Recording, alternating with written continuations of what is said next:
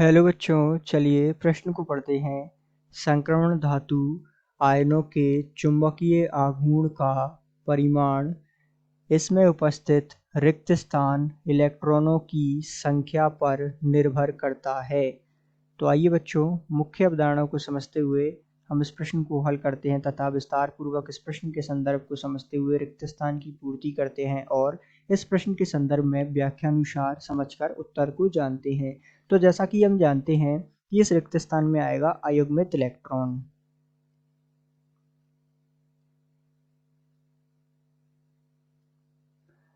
तो ये जो रिक्त स्थान की पूर्ति होगी कि संक्रमण धातु आयनों के चुंबकीय आघूर्णों का परिमाण इसमें उपस्थित अयुग्मित इलेक्ट्रॉन अर्थात अयुग्मित इलेक्ट्रॉनों की संख्या पर निर्भर करता है। तो यहाँ आ जाएगा अयुग्मित और इलेक्ट्रॉन दिया हुआ है, तो इस प्रकार जो है इसमें अयुग्मित हम भर देंगे। अब कैसे इस बात की और पुष्टि करते हैं, तो चुंबकीय आघूर्ण जिसे हम म्यू से प्रदर्शित करते हैं, इसको निकालने का सूत्र होता है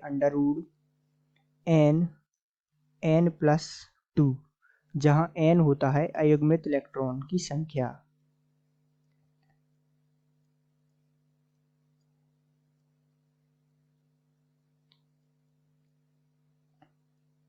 तो मान लेते हैं एक उदाहरण हम ले लेते हैं, जैसे कि क्रोमियम Cr, क्रोमियम जिसका परमाणु क्रमांक होता है 24। यदि हम बात करें इसके इलेक्ट्रॉनिक विन्यास की, तो इसका इलेक्ट्रॉनिक विन्यास होता है 1s2 2s2 2p6 3s2 3p6 4s1 और 3d5।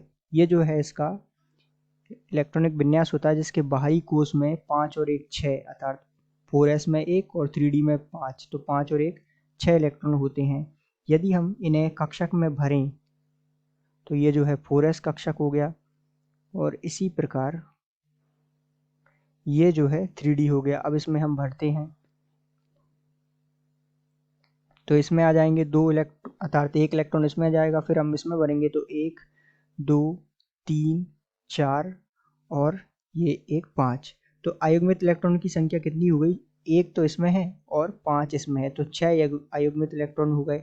अब इसका हम म्यू निकालते हैं, तो म्यू का सूत्र हमने देखा n+2। इसमें हम n बराबर क्या रखेंगे, 6, तो म्यू इसका आ जाएगा हमारे पास √48, और ये जो होगा बोर मैग्नेट्रॉन Bm। तो ये जो है इस प्रकार हम चुंबकीय आघूर्ण ज्ञात करते हैं, तथा ये जो है इस रिक्त स्थान की पूर्ति में आएगा अयुग्मित। तो इस प्रकार आप इस प्रश्न को विस्तार पूर्वक समझते हुए रिक्त स्थान की पूर्ति कर इसका हल जान सकते हैं। आशा करते हैं आपको समझ आया होगा। धन्यवाद।